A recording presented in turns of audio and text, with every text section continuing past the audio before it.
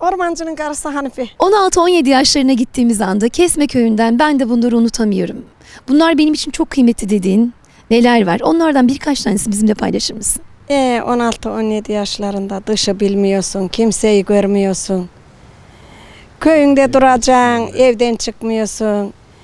Bir öküzün bir eşeğin olacak, köyün zengin olacaksın, bir evin olacak. Başka dışta bir emelin yok. Köyündesin. Bir oğlan seveceksin, kimse vermeyecek. Öyle. Bunun üzerine türkü yakacaksın. Çok neler O var. yaktıklarına kalacaksın. Benim gibi neler var, ne arkadaşlarım, ne yoldaşlarım var. Şimdi Söyle. oturduğunuz kızlarla beraber sohbet ediyorsunuz. Genç köyde ne yapacaksın değil mi? Evet. Gündüz ırgat olmuşsun, çalışmış, gelmişsin. Akşamleyin de dinleneceksin. Bir kara çaydanlıkla çay demleyeceksin. Sonra sohbetiniz başlayacak. Ne konuşurdunuz? Gayrı, kenarda köşede. Filanın oğlu yan kekilli filan yerden geçti filan kızı beğeniyormuş kız, duydun mu? Orada başlıyorsunuz. Orada başlıyoruz gayrı. İşte devamını sorma gayrı. Seninki böyle, benimki böyle. Öyle işte. Köyde hep sürekli sevdiğine varamayan çok fazla herhalde. Çok fazla. Hiç sevdiğine varan yok. Benim mesela ablam sevdiğine varamadı, verem oldu, öldü. Gerisini anlattırmana gerek yok. Ha, anaların babaların dediği olur. Hep onlar olur. Evet. Bunun gücü verem oldu, öldü. Dört dağın arasında kimse kimseyi görmüyordu. Komşusunu görüyordu. Filanın bir kızı büyümüş güzel. Tokuç gibi, onu ben oğluma alsam. Ne güzel. Tokuç gibi. Tokuç bir çamaşır dövülen tokuç değil mi? Yani kız güzel ya, alımlı ya. İşte o. Sağlam değil. Sağlamı. At gibi. Filanın bir kızı var, bir yol yürüyüşü var, at gibi. Bir de mesela düğünler önceden bir hafta öncesinden gelinin başına kana falan yakılırmış. 3 gün olurmuş. Sizdeki adetler nasıldır? Gelin adeti şöyle, şimdi gelini düğünü tuttun cuma gün. Cuma gün bayrak dikilir, köylü çağrılır, yoğuna her şey cerezi konur. Cuma gün başlar, pazar gün biter düğün. Ama cumartesi gün güleş olur. Güreş derken? Güleşi, köy güleşi. Köy güreşi. Köyü davet ederler. O köy gelir ki silah atar o dağa geldiğinde. Mesela Antalya'nın köyü Kızılcaköy geliyormuş. Yağcıbeli'nden silah atar. Bütün köylü önüne varır.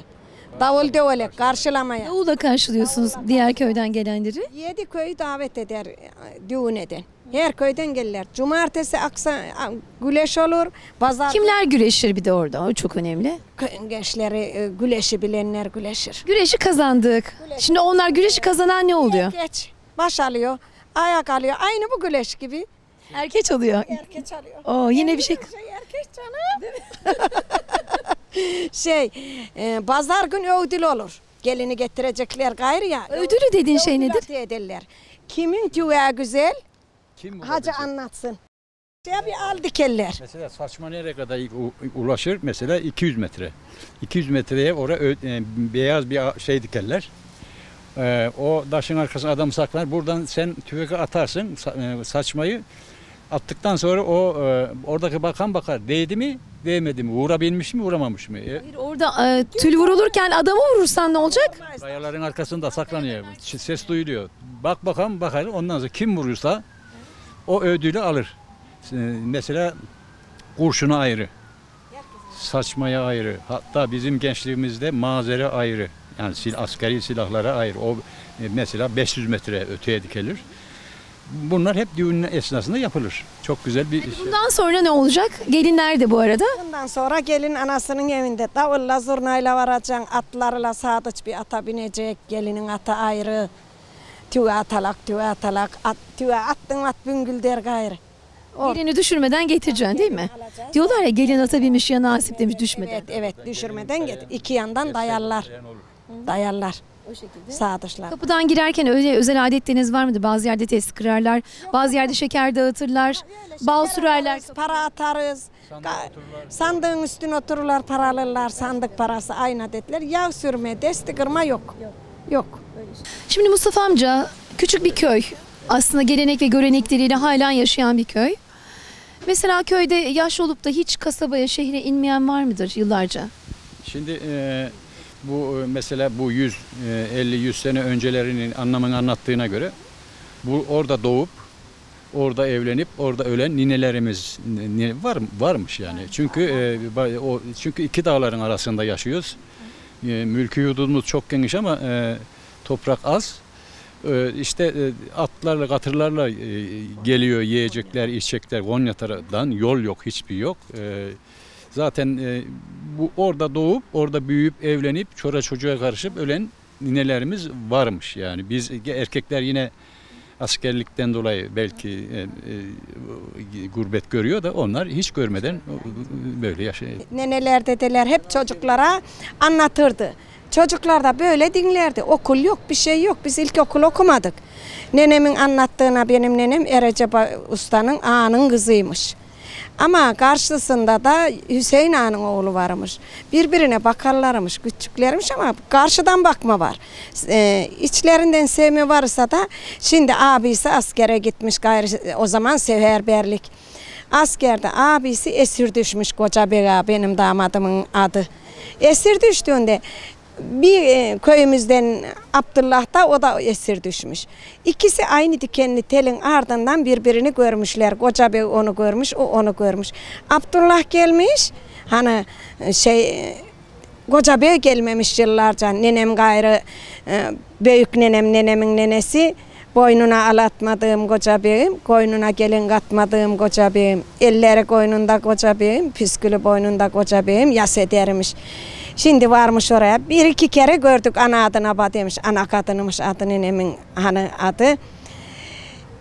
Düşünmüş onu oğlu gibi sevmiş, ben demiş aşamı buna vereyim. Oğlum gelmiş gibi olmuş, seferberlikten, savaştan gelmiş ya. Nenem ile onu birbirine vermişler. Neneceğizim hiç o gözü o yanda ya diyemezmiş ama ballar çok dört yandan işlermiş, döner taşı uçar kuşu var Recep Usta dillermiş. Nenem bal yerkeyle almasın diye çeşit çeşit yer hullarına sürermiş. Bir gün o Hüseyin Anaoğlu da onu seviyormuş. Biz bunu kaldıralım ya, kaçıralım. 5-10 kişi toplaşmışlar. Nenem böyle tokalı çarpanası varmış. Altınlı fesi var, bir de altınlı örtüsü var. Böyle bakalak edermiş. Yanında da emmisini oğlunu yollamışlar. Köyden ana yurtlarına, Çirişmez'e. Nenem böyle bakalak giderken ardına tutkusuna bakarmış. Bundan tutuluymuş. Böyle bakalak aynayı öyle der bakarmış tokalarına. Oradan sevgilisi bir tutmuş nenemin kolundan. Aşağı demiş. Allah'ın emri peygamberin kavli, ben seni kaldırıyorum demiş. Neneciğim kucaklaymış da sevdiğini yatırmış. Öyle demiş. Oturuyormuş. Hemen oğlanın abisi 5-10 kişiyle orada ya, kızı kaldıracaklar gayrı, zorla bu. Hemen hepsi çullaşıp geliveriyorlar. Nenemi kaldırıyor, bir tokat vuruyor kardeşini. Mehmet Ağa kaldırıyor. Nenemi götürüyorlar gayrı. Götüre Kesmeli Uşaktaşı diye 2 dağın arası var Antalya yolu üzerinde. Oraya deliğe koyuyorlar. Bütün Kesme köyünü Recep Usta arayı çıkarıyor. 2 gün o delikte durmuşlar. Nenem alenterliymiş. Bir dışarı çıkmışmış delikten. Biri görüyormuş. Recep emmi kız burada. Her dağlar ses olmuş. Babamın sesi geliyor diye İlmelik Deresi'nde. Salman kızımı diye. Nenemi almışlar, oğlan ellerinden tutmuş. Aşağı sen bilirsin, beni öldürürler, ben kaçıyorum demiş. Oğlan kayboluyormuş dağın arasında. Oradan neneciğimi almışlar, Çirişmez'e eltmişler. Nenem akıllıymış. Ne oldu, ne etti sana? Bir şey etmedi. Benim ama öyle yarar yerim yok dermiş nenem. Bak akıllılığına, benim öyle yarar yerim yok. Ağlarmış. Eyvah ne edelim, tamam. Gayrı o taraf gelmiş, istemişler, düğün tutmuşlar. Sevdiceğine vermişler nenemi. Ama ana adın nenemiz. Bir ata nenem biniyor, bir atta da gelinin çeyizi var böyle. Bir şeyler, esbab çuvalı var. Esbab yerine derenin taşını doldurmuş ana adın abla. Agen ve aynı abla ne katmış bir dökelim demişler. 7 gün 7 gece düğün etmiş Hüseyin ağa nenemi. Gönüllü vermiyor ya. Gönüllü vermiyor. Nenem gönüllü vermiyor ya. Derenin taşını doldurmuşmuş. Bir dökmüşlermiş. Ablanın yükünde taş var. Kapatın. Hazine var demiş kaynanası. Aldı ya oğlum sevdiğini demiş. İşte öylece. Neler var. Sonra nene evliliği? Hiç hemen 3 senece evliliği sürmüş. Bir soğuklama olmuş, sevdiceği ölüymüş nenemin. 1-2 çocuğuyla kalmış nenem. Onun arkasına ne türküler yakmıştır o. Nenenin sevdiğini hindi doktor yok. Hiçbir şey yok. Deriye katalım demişler. Davarın derisine ateşlim. Davarı keserler, deriye katarlar. Doktor bu. Deriye katmışlar, Süleyman Ağa'yı yatırmışlar. Bir yanına babası oturmuş, bir yanına da abisi oturmuş. Keçeyi de üstünü örtmüşler. Aşelin, bu kestiğimiz eti sen bir dağıt demişler.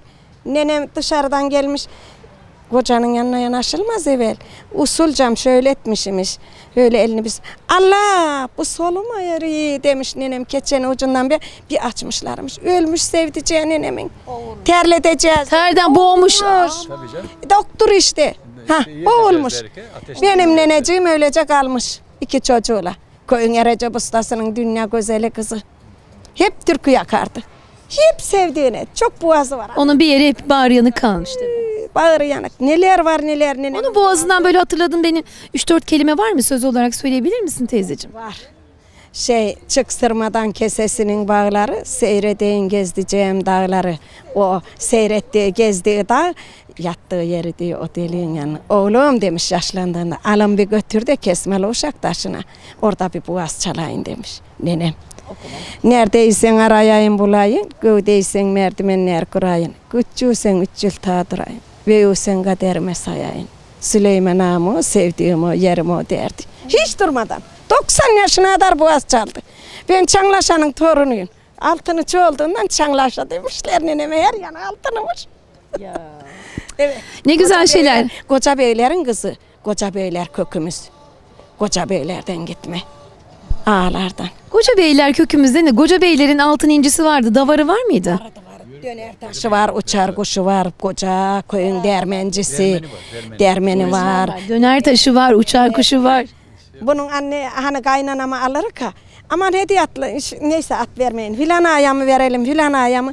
Aman Recep Ağa'ya verelim demişler. Bicecik oğlan döner taşı var, uçar kuşu var demişler. Koca muhtarın kızını gelin almış. Şimdi o zamanın zengini 2 katır olan, bir çift öküz olan köyün en zengini. Tabii bunları ben ufacığım dinledim ben bunları. İşte bunlar birbirine diyor. Benim varacağım oğlanın öküzü var. Benim bir katırı var. Anlattı. Ertesi gün ben dışarı çıktım dedim.